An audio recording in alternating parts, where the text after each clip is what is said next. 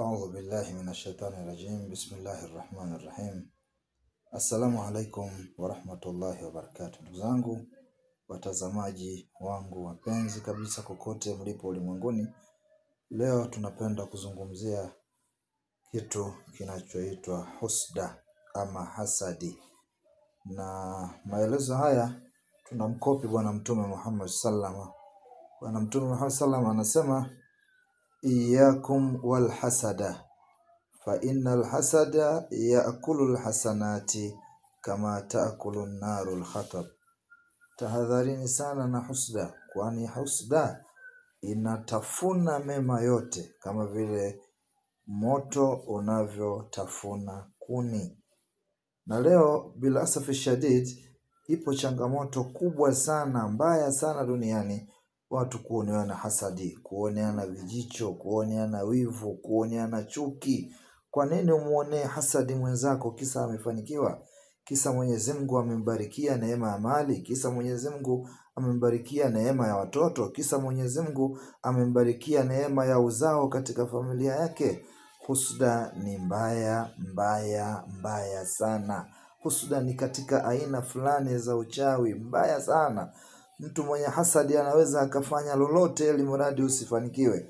Yuko tayari kufanya namna yoyote kwa vyovyote anavyojua yeye, iwe ni njia mbaya, alimradi uweze kuangamia kwa hasadi.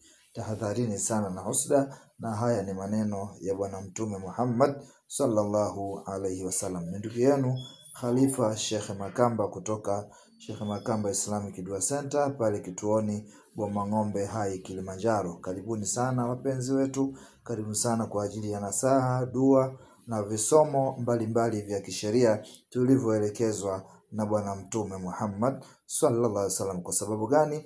Qur'ani haijawahi kumwacha mtu, Qur'ani haijawahi kumtupa mtu, na kila mwenye kumtegemea Allah tabaraka wa taala, basi Allah huwa hana tabia ya kumtupa na kumdhalilisha. Kwa sababu gani? Ndiyo mafundisho na maelekezo ambayo Mwenyezi Mungu subhanahu wa taala. Lakini ujumbe wangu mfupi wa leo, tuache husda, tuache kuoneana chuki. Unapoona mwenzako kafanikiwa, usiwe na kishingo katika moyo wako.